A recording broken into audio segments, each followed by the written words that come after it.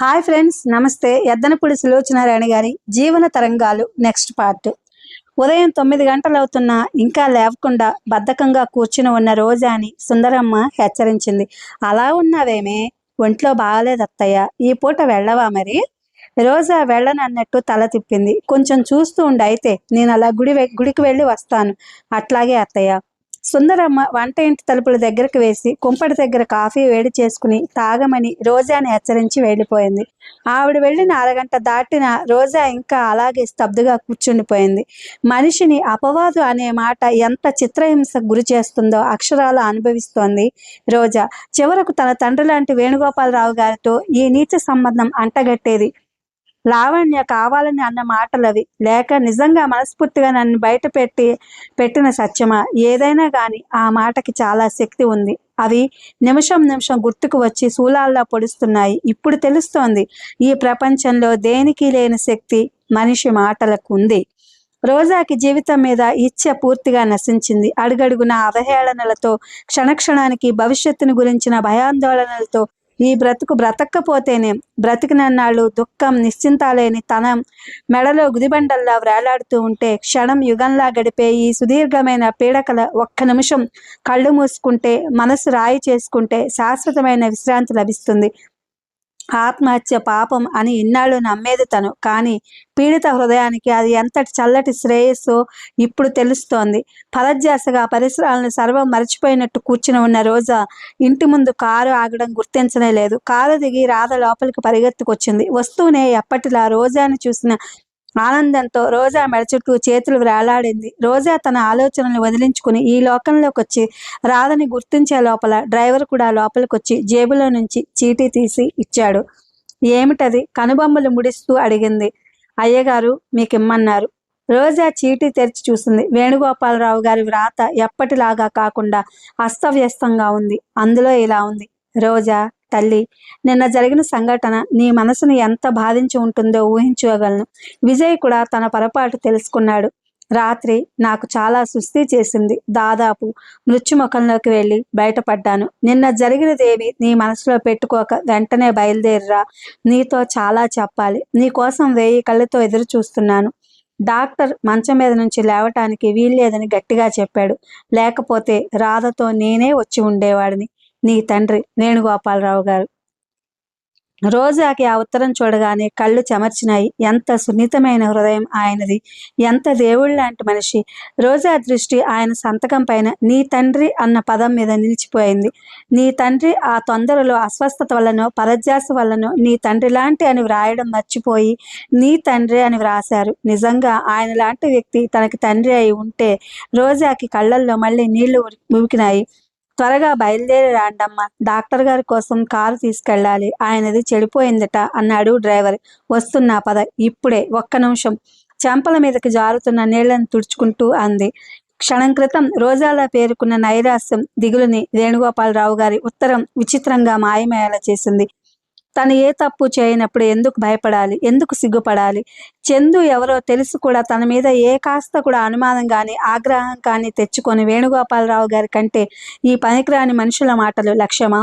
సుస్థి చేసినప్పుడు ఆయన చిన్నపిల్లాడిలా ఎలా విలవిల్లాడతారో, తన సమక్షంలో ఉండాలని ఎంత ఆరాటపడతారో రోజాకి తెలియంది కాదు. అందుకే రోజా వెంటనే లేచి తయారై రాధను తీసుకుని వచ్చి కారులో కూర్చుంది.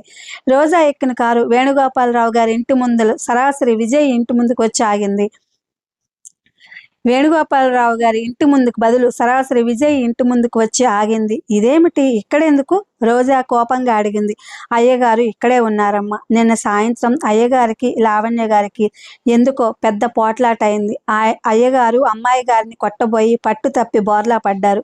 గుండెల్లో నొప్పి బాగా వచ్చింది. అప్పుడు డాక్టర్ గారు రాత్రి 11 గంటలకి విజయబాబు అయ్యగారిని ఇక్కడికి తీసుకొచ్చారు. డ్రైవర్ నిదానంగా స్పష్టంగా విడమర్చి చెప్పాడు. వాకిటి ముందు కారు ఆగిన శబ్దం వినగానే విజయ్ బయటకొచ్చాడు. రోజా కారులోంచి దిగలేదు, అలాగే కూర్చుంది. విజయ్ కారు దగ్గరకు వచ్చి తనే డోర్ తెరిచాడు.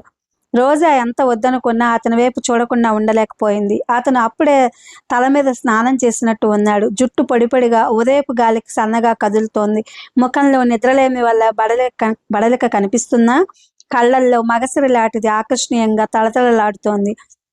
క్షణంసేపు రోజాని చిరునవ్వుతో గమనించిన అతను రోజా మనసులో ఉద్దేశం గమనించిన వాడిలా దిగక తప్పదు, ఆయన ఇక్కడే ఉన్నారు అన్నాడు. ఆ చిరునవ్వులో రోజాని భయపెట్టే కుంటతనానికి బదులు చల్లటి స్నేహం ఉంది. మాటల్లో చనువు, ఆత్మీయత స్పష్టంగా కనిపిస్తున్నాయి. అతని ధోరణి చూస్తే నిన్న జరిగిన సంఘటన తాలూకు అనుమానాలు గాని ద్వేషం గాని గుర్తుకు రాలేదు. రోజాకి విజయ్లోని ఈ సరళత్వం గమనిస్తుంటే తను భ్రమపడుతున్నానేమో అనే సందేహం కలగసాగింది. ఈ లోపల రాధ రోజా మోకాళ్ళ మీద నుంచి దాటింది. విజయ్ రాధని పట్టుకుని ఎత్తి దింపాడు. రోజా దిగడానికి అన్నట్లు చెయ్యి అందించాడు, కానీ రోజా ఆ చెయ్యి చూడనట్టే అందుకోకుండా కారులో నుంచి దిగింది. పైన ఉన్నారు. ముందు గదిలోకి రాగానే రోజాకి మెట్ల వైపు చూపించి విజయ్ రాధను ఎత్తుకుని వంటింటి వైపు వెళ్ళాడు. రోజా వణుకుతున్న కాళ్లతో, ఉద్వేగాన్ని అదిమిపెట్టిన మనసుతో ఒక్కొక్క మెట్టే పైకి ఎక్కొచ్చింది. గది తలుపు తెరిచే ఉంది. గుమ్మానికున్న పరదా పక్కకు లాగి కట్టబడి ఉంది. గదిలో అనంత్ పడుకునే మంచం మీద వేణుగోపాలరావు గారు పడుకుని ఉన్నారు. గుమ్మంలోకి వచ్చి నిలబడిన రోజా ఒక్క క్షణం అక్కడే ఆగిపోయింది. గదిలో పడుకుని కళ్ళు మూసుకుని ఉన్న వేణుగోపాలరావు గారి కళ్ళ నుంచి నీళ్లు పక్కకు జారుతున్నాయి.